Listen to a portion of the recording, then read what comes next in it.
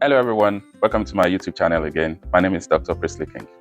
Yes, it's the season of writing introductions, and in my last video I read to you again another introduction I wrote when preparing for this English exam. So I don't know which exam you are preparing for at this time, English exam specifically, where you write very short essay. So there can be different types of essay you write or even letter, but this is typically essay, and if you follow the principles I've been teaching, then you should succeed. But if you are going to be writing letter, that can be a different kettle of fish. It's going to be completely different. So hopefully we can get to that in this series that we've started.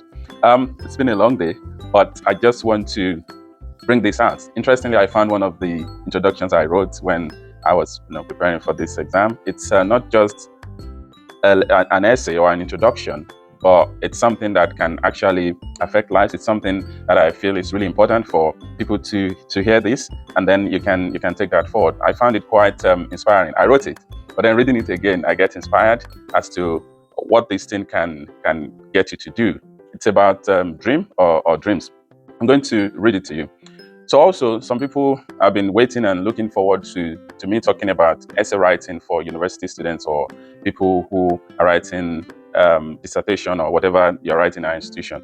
So that type of introduction can be a bit lengthy, but we'll get to that at some point. What I'm doing at this moment is to have this series where I get people to know what to write when they're writing an introduction for an exam like IELTS or IELTS, whichever way you want to call it. So for university introduction, we can go step by step depending. I'm a scientist, so depending on your area, whether you're in the arts or in science or social sciences, it's that would depend on how you approach that type of introduction or the essay in its entirety. So it's dependent on where you are and what you want to achieve with your writing. But one thing that is really important is for you to be able to put things together yourself, to be able to write, to express yourself. Just start anyhow. Some people will say, oh, I don't know how to start. It's really difficult. I can't think. As a scientist, I've been taught and I've been told that there's nothing stupid. And I know that also applies to the arts or social sciences. Nothing is actually stupid. So the idea you think is stupid today may be something that will change the world tomorrow. So just write, put it together, get someone to help you to look at it, read it to yourself, read it to people around you. And by so doing, you're going to improve as you write. Your grammar may not be perfect, may not be ideal, may not be correct at the beginning, but when you get people to read it, when you get people to vet your work, you improve over time. And it's just about it. It's practice, practice, practice. When you practice, it becomes part of you. You get better at doing it. And it's with anything. When you do it more, you get better at it. If you leave it or you don't want to do it, then you lose the skill. Even as an expert in different areas of endeavor, when you leave that thing for a long time, you see that you can't really find your footing anymore. You can't get back to it with ease. So just keep writing, keep doing what you are doing. Don't give up, just carry on. And I'm sure at some point you will be happy with yourself that you have done yourself a great deal of good. So as I said, I'm going to be reading this essay to you. This essay introduction, it's just introduction that I'm going to read to you because it's our season of writing that introduction. We're starting small, and then we progress gradually.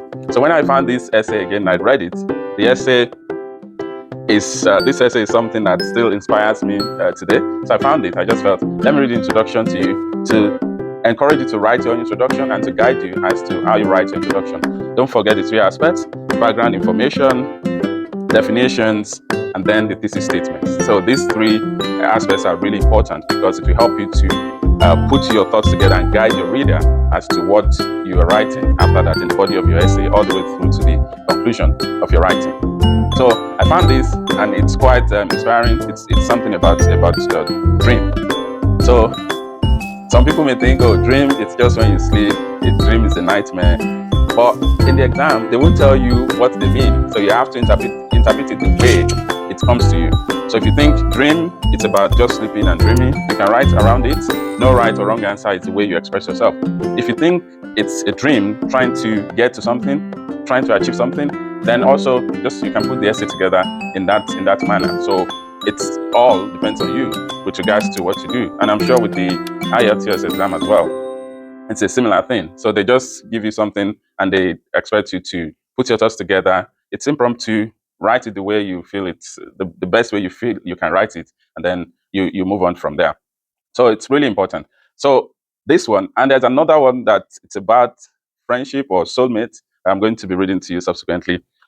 I wrote it when I was writing it. I was remembering some of my friends in high school and also in the university who made significant impacts in my life. So I wrote the essay. Not it wasn't for me just an essay.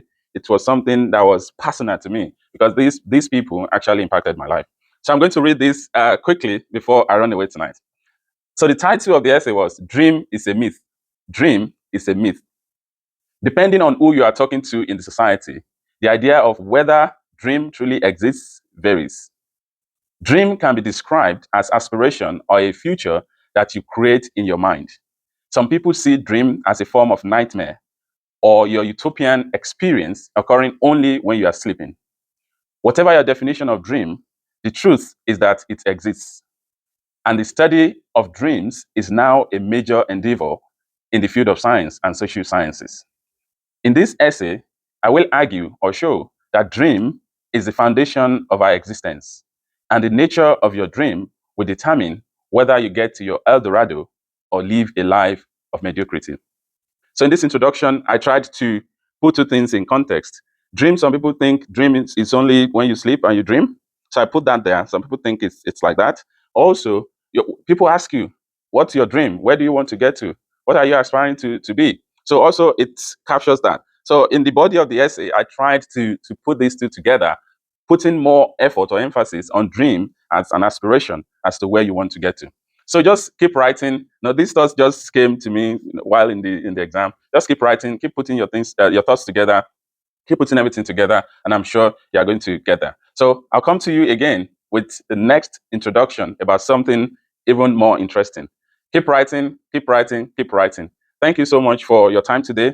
Please continue to like, continue to subscribe, and share these videos. Thank you so much. Until we meet again. Bye.